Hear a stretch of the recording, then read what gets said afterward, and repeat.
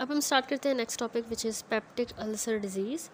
Peptic ulcer disease का case इन्होंने present किया है कि एक 10 ईयर ओल्ड बॉय है, presents with the recurrent pain. ठीक है, 10 साल के बच्चे को जो है रिकरेंट पेन है एपिगेस्ट्रम में 3 माह से। पेन जो है उसको नींद से भी जगा देता है और खाना खाने से कभी कभार ये पेन रिलीव हो जाता है। ओकेजनली उसको वॉमिटिंग भी होती है after the onset of pain, जैसे पेन हुआ उसके बाद वॉमिटिंग होती है और कभी कभार उस वॉमिटिंग में फ्रैंक ब्लड भी आता है। ठीक है, occult blood has been found in his stool, बच्चे के स्टूल में भी अकल्ट ब्लड मिला है। ठीक है, फाउंड हुआ है। तो अब ये एक टिपिकल केस है पेप्टिक अल्सर डिजीज़ का। क्या होता है पेप्टिक अल्सर? अच्छा देखिए, पेप्टिक अल्सर्स जो होते हैं ना किसी भी एज में हो सकते हैं, लेकिन मोर कॉमन है between 12 to 18 years of age. ठीक है, 12 से 18 साल की उम्र के दरमियान ये ज़्यादा कॉमन होते हैं। अब बॉयज़ में याद रखिएगा कि ज़्यादा फ्रीक्वेंटली अफेक्ट होते हैं, मोर फ्रीक्वेंटली बनस्बत गर्ल्स के। अल्सर, पेप्टिक अल्सर बॉयज़ में ज़्यादा होता है। क्लासीफाई करें अगर हम, क्लासिफिकेशन आपसे एग्ज़ाम में अगर पूछी जाएगी तो आपने याद रखना है कि प्राइमरी पेप्टिक अल्सर्स होते हैं जो कि यूजुअली क्रोनिक होते हैं और डोडनल होते हैं। ठीक है, जो सेकेंडरी अल्सर्स हैं ये कॉज होते हैं by the factors that affect integrity of the gastric mucosa. ठीक है, प्राइमरी पेप्टिक अल्सर जो है वो ओल्डर चिल्ड्रन में ज़्यादा कॉमन टाइप है, एडोलेसेंट्स में भी। इसमें यानी इन्फेक्शन हो जाता है एच पाइलोरी बैक्टीरिया से, और ये अल्सर्स ज़्यादातर क्रोनिक होते हैं। इनमें टेंडेंसी होती है कि ये दोबारा रिकर कर सकते हैं अगर अंडरलाइंग इन्फेक्शन को एरेडिकेट ना किया गया। ठीक है, जो सेकेंडरी पेप्टिक अल्सर है ना वो किसी और अंडरलाइंग सिस्टमिक इलनेस या मेडिकेशन की वजह से होता है। अब ये यंगर चिल्ड्रन और इन्फेंट्स में जो है सेकेंडरी अल्सर कॉमन होते हैं। ठीक है, ये ऑफन अक्यूट होते हैं और ये टिपिकली रिकर नहीं करते, दोबारा नहीं होते अगर आपने अंडरलाइंग कॉज को रिजॉल्व किया। ठीक है, ये सेकेंडरी। और इनमें जो कॉमन कॉजेज़ आ जाते हैं उसमें आपने याद रखना है स्ट्रेस। ठीक है, major burn, head trauma, sepsis वगैरह स्ट्रेस अल्सर कहा जाता है। मेडिकेशंस में एनसेड्स जैसे आइबुप्रोफेन या एस्पिरिन ये अल्सर्स करवाती है। अदर मेडिकल कंडीशन जैसे अगर जोलिंगर एलिसन सिंड्रोम है जिसमें एसिड ज़्यादा प्रोड्यूस हो रहा है, या क्रोहन डिजीज़ वगैरह, तो इनमें भी पेप्टिक अल्सर डिजीज़ होता है। ठीक है, तो बाय कॉज जो है ये क्लासिफिकेशन है, primary peptic ulcer, secondary peptic ulcer. दूसरी जो क्लासिफिकेशन होती है ना उसमें लोकेशन के हिसाब से होता है, डुओडेनल अल्सर, गैस्ट्रिक अल्सर या ईसोफेजियल अल्सर। ठीक है, डुओडेनल एच पाइलोरी की वजह से ज़्यादातर, गैस्ट्रिक अल्सर एनसेड्स या स्ट्रेस की वजह से सेकेंडरी होते हैं, सेकेंडरी पेप्टिक अल्सर। और ईसोफेजियल अल्सर जो है वो गर्ड की वजह से, तो वो भी लोकेशन के हिसाब से क्लासिफिकेशन है। ये क्लासिफिकेशन कॉज के हिसाब से, primary peptic ulcer disease, secondary peptic ulcer disease. अब ये होते क्या है एक्चुअली, पेप्टिक अल्सर्स जो है वो पेनफुल सोर्स ही होते हैं लाइनिंग ऑफ द स्टमक में। ठीक है, गैस्ट्रिक अल्सर्स होते हैं या first part of the small intestine में जिसको हम डोडेनम कहते हैं, तो उसको डोडेनल अल्सर कहेंगे। तो पेनफुल से सोर्स बन जाते हैं। अब ये तब डेवलप करते हैं जब प्रोटेक्टिव म्यूकस लेयर हमारे डाइजेस्टिव ट्रैक की वीक हो जाए, उससे स्टमक एसिड क्या करवाएगा, डैमेज करवा देगा। ठीक है, तो अब पैथोलॉजी पे है। बहुत से फैक्टर इंपॉर्टेंट होते हैं in the development of the peptic ulcer disease, उसमें गैस्ट्रिक एसिडिटी। अच्छा, वैसे थोड़ा सा मैं अगर आपको बताऊं तो पेप्टिक अल्सर डिजीज़ की पैथोलॉजी जो होती है ना उसमें हम पढ़ते आए हैं पैथो में भी कि इम्बैलेंस होता है एग्रेसिव फैक्टर्स का, जैसे स्टमक का एसिड और डाइजेस्टिव एंजाइम हमारा पेप्सिन, और प्रोटेक्टिव फैक्टर्स का जिस तरह हमारी जीआई लाइनिंग में जो म्यूकस और बायकार्ब है। तो एग्रेसिव फैक्टर्स और प्रोटेक्टिव फैक्टर्स का जब इम्बैलेंस हो जाता है तो पेप्टिक अल्सर डिजीज़ होती है। ठीक है, हमारा प्रोटेक्टिव बैरियर वीक हो जाएगा, एसिड और पेप्सिन जो है म्यूकोजा को इरोड करेंगे और अल्सर बनेगा। तो प्राइमरी पेप्टिक अल्सर डिजीज़ मैंने बताया ना कि एच पाइलोरी वगैरह की वजह से इन्फेक्शन से होता है, तो ये हमारी स्टमक लाइनिंग को कोलोनाइज करेगा, इन्फ्लामेशन करवाएगा, गैस्ट्राइटिस, वहाँ पे म्यूकोजल डिफेंस को वीक करेगा और अल्सर्स बन जाएंगे। और ये वाली टाइप ओल्डर बच्चों में और अडोलेसेंट्स में ज़्यादा कॉमन है, प्राइमरी पेप्टिक अल्सर डिजीज़। जो सेकेंडरी पेप्टिक अल्सर डिजीज़ है ये ऑफन यंगर चिल्ड्रन में और इन्फेंट्स में देखी गई है। इसमें सिवियर फिजिकल स्ट्रेस होता है जैसे मेजर बर्न की वजह से, सेप्सिस, हेड ट्रॉमा या कोई ऐसी क्रिटिकल इलनेस हो। इसके अलावा मेडिसिन का साइड इफ़ेक्ट भी इसी में आता है, जैसे एनसेड्स वगैरह स्टमक लाइनिंग को इरिटेट करेंगी और ये सेकेंडरी पेप्टिक अल्सर डिजीज़ करवाएंगी। तो अब बहुत से फैक्टर्स इसकी डेवलपमेंट में होते हैं। गैस्ट्रिक एसिडिटी हमने देखा, इसी तरह ब्लड ग्रुप ओ उनमें ज़्यादा होता है, हाई सीरम लेवल अगर हो पेप्सिनोजिन 1 के, फैमिली हिस्ट्री अगर पॉजिटिव है, 25 से 50% चिल्ड्रन जिनको डुओडेनल अल्सर होता है तो उनमें हमें पॉजिटिव फैमिली हिस्ट्री भी मिलती है peptic ulcer. Emotional strain, drugs में एनसेड्स ये प्रोस्टाग्लैंडिन के सिंथेसिस को इनहिबिट करते हैं, ठीक है। प्रोस्टाग्लैंडिन ज़रूरी है, प्रोटेक्टिव म्यूकोसा बनाता है गट लाइनिंग का, वही इनहिबिट हो जाएगा तो अल्सर बनेंगे। Important factor in the childhood gastritis and peptic ulcer disease is H. pylori. It is present in the gastric mucosa और ये लो सोशो इकोनॉमिक क्लासेस में ज़्यादा कॉमन है। अच्छा, इसमें अल्सर जो बनते हैं ना पेप्टिक अल्सर में, सुपरफिशियल भी हो सकता है, डीप भी हो सकता है। डीप अल्सर म्यूकोसा और सब म्यूकोसा को इरोड करेगा, अगर वो पेनिट्रेट करेगा इनटू द ब्लड वेसल तो फिर उसमें से हेमरेज भी हो सकती है, ठीक है। और डीप अल्सर परफोरेशन भी करवा सकता है, ठीक है। मोस्ट गैस्ट्रिक अल्सर्स जो हैं आपने याद रखना है ज़्यादातर लेसर कर्वेचर पे होते हैं या एंट्रल एरिया पे होते हैं, एंट्रम ऑफ द स्टमक, जो नीचे वाला पोर्शन होता है पाइलोरस से बिल्कुल थोड़ा सा पहले, वो नीचे वाला एंट्रम कहलाता है, ठीक है। वहाँ पे या लेसर कर्वेचर पे ज़्यादातर होते हैं अल्सर्स। और जो मोस्ट डुओडेनल अल्सर्स होंगे वो आपने याद रखना है कि पोस्टीरियर वाल पे और डुओडेनल बल्ब में ज़्यादातर होते हैं, ठीक है। इसमें से BCQs आते हैं कि गैस्ट्रिक में कॉमन ज़्यादातर लेसर कर्वेचर पे और एंट्रल एरिया पे है।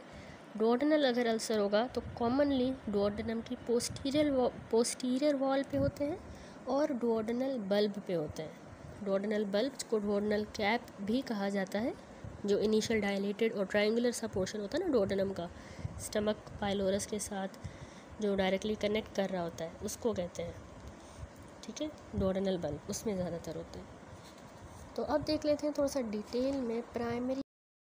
अच्छा, अब देख लेते हैं प्राइमरी पेप्टिक अल्सर को डिटेल में, जो बच्चों में ज़्यादा होता है, ठीक है। प्राइमरी पेप्टिक अल्सर्स जो हैं ये एडोलेसेंट्स और चिल्ड्रन में ज़्यादा होता है। इसमें जो क्लिनिकल फाइंडिंग हमें मिलती हैं वो है कि पेन होगा यूजुअली एपीगैस्ट्रियम में, पेन यूजुअली एपीगैस्ट्रियम में होगा, ठीक है। उसका कैरेक्टर कैसा होगा, डल या एकिंग किस्म का पेन होता है इसमें, और ये मिनट्स से लेके घंटों तक ये पेन लास्ट कर सकता है। एग्जर्सर्बेशंस और रेमिशंस जो हैं वो हफ्तों से लेके महीनों तक लास्ट कर सकती हैं, इस पेन की एग्जर्सर्बेशंस और बार बार होना रेमिशंस, ठीक है। अब जो है ना, अगर डुओडेनल अल्सर होगा तो उसमें याद रखें उसका पेन सेवरल आवर्स तक होता है आफ्टर मील, ठीक है। And often awakens the patient at night, ठीक है। रात को पेशेंट की नींद भी इतना शदीद पेन होता है कि वो नींद से उठ जाता है, ठीक है। डुओडेनल अल्सर में रात को नॉक्टर्नल पेन डुओडेनल अल्सर इसमें कॉमन होता है, और खाना खाने से वो पेन याद रखें रिलीव हो जाता है। जबकि जो गैस्ट्रिक अल्सर है वो उनका पेन थोड़ा डिफरेंट है, कॉमनली वो खाना खाने से एग्रावेट होता है, क्योंकि गैस्ट्रिक अल्सर में एसिड वहाँ पे सिक्रीट होगा तो और ज़्यादा जो है उसको एग्रावेट करेगा पेन को। लेकिन डुओडेनल में जो है खाना खाने से जो है जब तक जो है वो एसिड जाएगा डुओडेनम में तो उसके साथ फूड पार्टिकल्स मिक्स होंगे तो वो उतना पेनफुल नहीं होता, ठीक है। उसका पेन खाना खाने से रिलीव होता है, लेकिन गैस्ट्रिक अल्सर का पेन एग्रावेट होता है, और गैस्ट्रिक अल्सर में ही तभी वेट लॉस हमें मिलता है। अच्छा, 33% केसेस में पेन रिलीफ होता है after taking antacids. Antacids milk of magnesia, aluminium hydroxide, ये चीज़ें जो हैं लेने से पेन 33% केसेस में रिलीव होता है। If in rare cases ulcer penetrates into the abdominal cavity, अगर वो पेनिट्रेट कर गया एब्डोमिनल कैविटी में तो शॉक हो सकता है, अनीमिया हो जाएगी, पेरिटोनाइटिस या पैनक्रेटाइटिस, ठीक है, अगर अल्सर जो है वो एब्डोमिनल कैविटी में पेनिट्रेट कर गया, ठीक हो गया। अब आते हैं डायग्नोसिस पे। डायग्नोसिस हम कैसे बनाते हैं, एंडोस्कोपी करते हैं। इन्वेस्टिगेशन ऑफ चॉइस होती है पेप्टिक अल्सर डिजीज़ में एंडोस्कोपी। एंडोस्कोपी में हमने डायरेक्टली विजुअलाइज करना होता है, ईसोफेगस हमें नज़र आता है, स्टमक, डुओडेनम, जहाँ पे भी स्पेसिफिक लेशन होगी वो हमें नज़र आएगी, ठीक है। दूसरा, हम बायोप्सी स्पेसिमेंट्स भी ले सकते हैं, तभी एंडोस्कोपी के दौरान ही बायोप्सी ले लेंगे थोड़ा सा टिशू। एंडोस्कोपी से हमें अपॉर्चुनिटी मिलती है फॉर द हीमोस्टैटिक थेरेपी, यानी उसी में ही फिर हम इंजेक्शन भी कर सकते हैं और इलेक्ट्रोकोगुलेशन भी कर सकते हैं अल्सर की इफ़ नेसेसरी, ठीक है। तो ये डायग्नोसिस होती है इसकी।